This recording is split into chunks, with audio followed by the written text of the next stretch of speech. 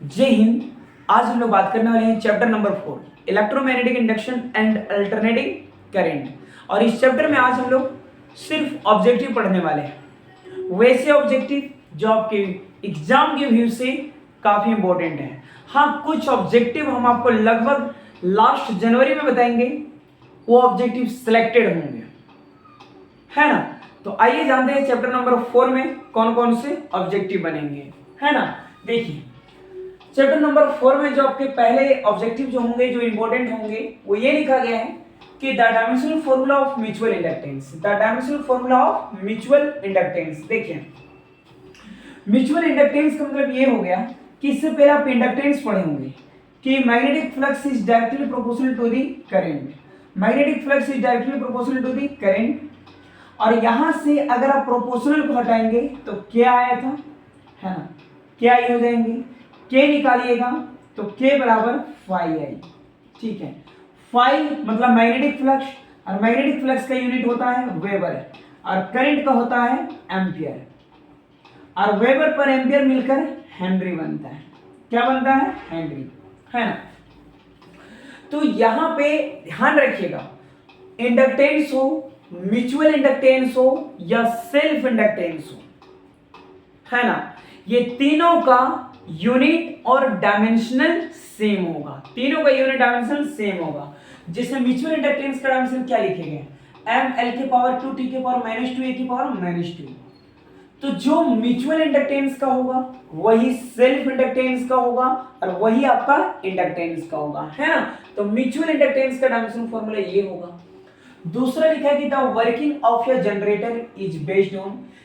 देखिए, AC generator आपने पढ़ रखा होगा कि एसी जनरेटर एक ऐसी डिवाइस है जो मैकेनिकल एनर्जी को कन्वर्ट करता है इलेक्ट्रिकल एनर्जी में in form of alternating current. यानी एसी जनरेटर ऐसी डिवाइस है जो मैकेनिकल एनर्जी को कन्वर्ट करता है इलेक्ट्रिकल एनर्जी में।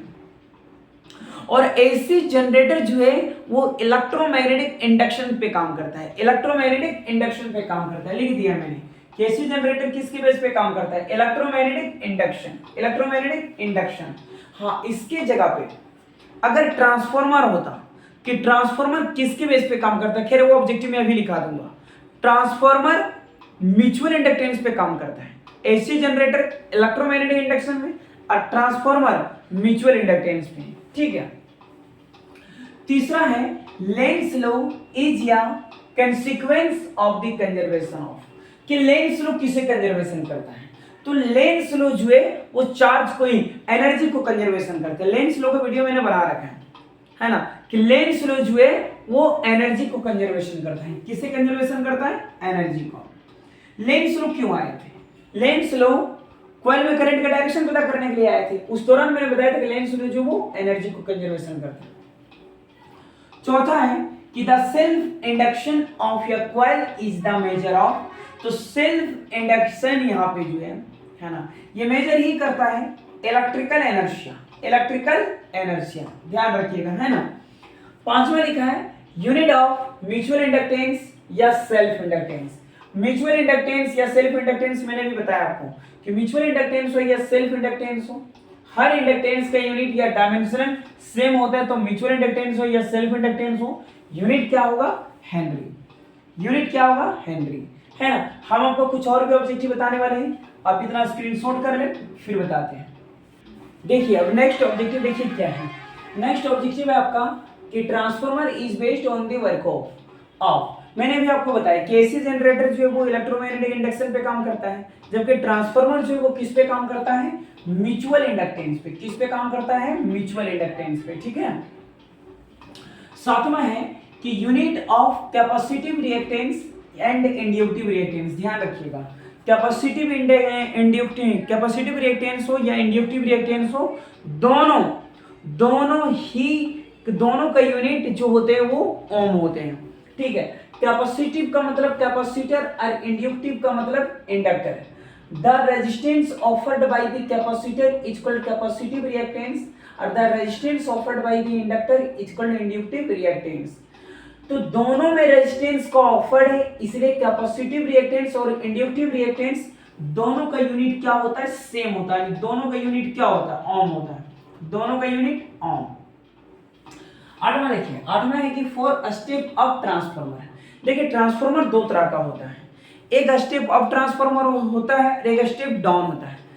स्टेप अप का मतलब होता है low voltage to high current, और स्टेप डाउन का खासियत था high voltage to low current.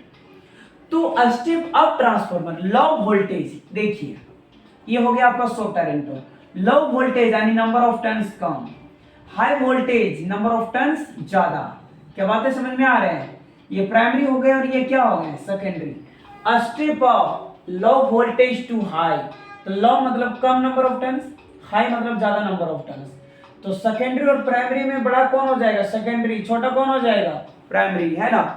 तो यहां लिखा है मैंने number of turns in primary coil is less than number of secondary coil. ठीक है, बातें समझ में आ गए। नौवां है the root of the ratio of RMS value and peak value of alternating current. देखिए आप अल्टरनेटिंग वैल्यू जो लाए होंगे, है ना, इसका फॉर्मूला ही होता है, सॉल्यूशन करके लाए होंगे, ये मैंने वीडियो बना रखा है, I not by root two. ठीक है, ध्यान में रखिएगा, I not by root two, ये मैंने डेरिवेशन करवा रखा है। 10 नंबर है the impedance of LR circuit. देखिए जेड बराबर फॉर्मूला होता है root under XL minus XC का whole square plus R square, alternating voltage apply to LCR series circuit. तो एल होता है, सी होता है, आर होता है, एल होता है, सी होता है, आर होता है। तो मेरे पास एल है, आर है, सी नहीं है, सी नहीं है मतलब जीरो। तो यहां पे क्या बचेगा? एक्सएल का स्क्वायर प्लस आर स्क्वायर, यही है ना, एक्सएल का स्क्वायर प्लस आर का स्क्वायर। 11 नंबर क्या है? फॉर या moving coil galvanometer the relation between deflection and following current I. देखिए मूविंग कॉइल गैल्वेनोमीटर जब पढ़े होंगे ना, गैल्वेनोमीटर, तो वहां पे एक देखिए फॉर्मूला बताए होंगे, आई बराबर जी थीटा होता है, फॉर्मूला ही आता है आई बराबर जी थीटा, जहां जी गैल्वेनोमीटर। तो आई जो है वो डायरेक्टली प्रोपोर्शनल किसका हो जाएगा? थीटा का। तो आई प्रोपोर्शनल क्या हो जाएगा? थीटा। चलिए यहां तो कोई दिक्कत है क्या? है ना, इसका स्क्रीनशॉट कर लीजिए।